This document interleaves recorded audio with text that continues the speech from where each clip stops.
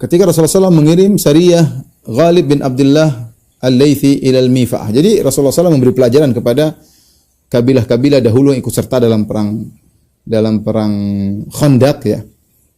Rasulullah catat mereka dan Rasulullah menyerang mereka. Karena mereka kalau tidak akan bersatu padu lagi menyerang kota Madinah untuk kedua kali atau ketiga kali, maka Rasulullah SAW beri pelajaran dengan mengirim pasukan menyerang mereka. Sampai meskipun tempat mereka jauh, karena mereka pernah bersatu padu untuk menyerang kota Madinah dalam peristiwa perang Khandaq ya. Maka Rasulullah SAW kasih pelajaran kepada mereka dengan mengirim pasukan-pasukan kecil kepada mereka karena mereka terpencar-pencar. Ya.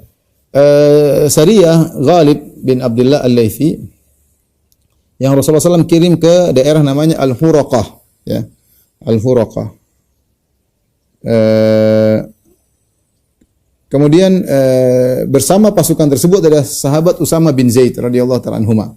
Hadis ini diriwayatkan Bukhari dan Imam Muslim sahihnya. Dan itu pada bulan Ramadan tahun 7 Hijriah. Bulan Ramadan tahun 7 Hijriah. Dipimpin Sariyah tersebut oleh Ghalib bin Abdullah Al-Laythi bersama 130 pasukan ya kepada Bani Uwal wa Bani Abd bin Tha'labah, dan posisi mereka berada di Al-Mifa'ah ya, berada di Al-Mifa'ah. Yaitu jaraknya sebelah timur kota Madinah ya, antara Madinah dengan Najd ya. Kemudian mereka pun berangkat ya. Kemudian mereka tiba di daerah musuh. Kemudian terjadilah peperangan ya. Akhirnya menanglah kaum muslimin ya. Dan mereka membawa ghanimah yang sangat banyak berupa onta-onta, kambing-kambing ya. Dan mereka tidak menawan seorang pun ya. Di dalam peperangan ini Usama bin Zaid membunuh seorang lelaki yang mengucapkan la ilaha illallah. Kisahnya masyhur. Laki tersebut namanya Mirdas bin Nahik. Ya. Dia Usama membunuh dia ya. Usama bercerita, "Ba'athan Rasulullah SAW ila al-Huraqah min Juhainah."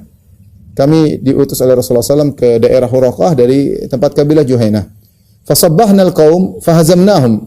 Pagi hari kami kemudian menyerang mereka dengan tiba-tiba ya, dan kami mengalahkan mereka. Walahiktu ana wa rajul min al-ansar rajulan minhum. Aku bersama seorang dari Ansar, kami pun mengejar satu orang di antara mereka. Orang ini hebat. Ketika dia berperang dengan hebat. Namun Usama bin Zaid dengan satu orang dari Ansari mengejar dia ya. Falamma ghashinahu, tatkala kami sudah mau mengalahkan dia, ya, sudah mengurung dia, tiba-tiba dia berkata la ilaha illallah. Ya, kami sudah membunuh dia, tiba-tiba mengucapkan la ilaha illallah. Fakafa anhu al-Ansari, maka sahabatku dari kaum Ansar tidak jadi membunuh dia. Wa ta'antuhu bi rumhi, maka aku pun melanjutkan, aku tombak dia dengan tombakku hatta qataltu, sampai aku bunuh dia. Falamma qadimna al-Madinata balagha dzalika Rasulullah sallallahu alaihi wasallam. Tatkala kami tiba di kota Madinah, kabar tersebut sampai kepada Nabi, yaitu aku membunuh seorang telah mengucapkan la ilaha illallah. Maka Rasulullah SAW berkata, ingat Usama ini adalah hibbi Rasulillah. Usama ini anaknya Zaid bin Harithah, dan Zaid bin Harithah disebut dengan hibbu Rasulillah, itu kekasih yang sangat dicintai oleh Nabi. Nabi pernah mengangkat dia sebagai seorang anak. Sampai kita sudah sering cerita, pernah dikenal dengan Zaid bin Muhammad. Nah, Zaid punya anak namanya Usama. Usama pun sangat dicintai oleh Nabi ya. Usama dan bapaknya dua-dua orang yang sangat dicintai oleh Nabi sallallahu alaihi wasallam. Tapi Usama melakukan kesalahan fatal. Ya. Kenapa dia bunuh orang sudah mengucapkan la ilaha illallah? Maka Rasulullah berkata, "Ya Usama, aqataltahu ba'da ma qala la ilaha illallah?" Ya Usama, apakah kau bunuh dia setelah dia mengucapkan la ilaha illallah? Qultu, Usama berkata, "Ya Rasulullah, innahu innama kana muta'awwidzan." Ya Rasul, dia mengucapkan la ilaha illallah cuma untuk melindungi diri aja, menyelamatkan diri. Subhanallah. Rasulullah SAW berkata, "Fahalla syaqqaqta an qalbihi hatta ta'lama annahu innama qalaha faraqan minas silah." Apakah kau sudah belah dadanya? Kau bisa cek, kau tahu bahwasanya dia mengucapkan la ilaha illallah karena takut dengan pedangmu? Kaifa tasna'u bi la ilaha illallah idza ja'at yaumil qiyamah? Apa yang kau lakukan dengan la ilaha illallah jika la ilaha illallah datang pada hari kiamat? Kau telah membunuh orang yang telah mengucapkannya. Apa yang akan kau lakukan wahai Usama pada hari kiamat kelak?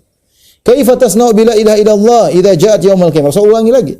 Apa yang kau lakukan dengan la ilaha illallah wahai? Bagaimana kau berhadapan la ilaha illallah nanti hari kiamat? Kau membunuh orang yang mengucapkan la ilaha illallah. Rasulullah beri teguran yang sangat keras kepada Usama. Apa kata Usama? Fama zala Rasulullah SAW yukarriruha. Rasulullah ulang terus. Wahai Usama, apa yang kau lakukan nanti pada hari kiamat? Kalau datang la ilaha illallah, bertanya kepadamu, kenapa kau bunuh orang ini sementara dia telah mengucapkan la ilaha illallah? Rasulullah SAW ulang-ulang.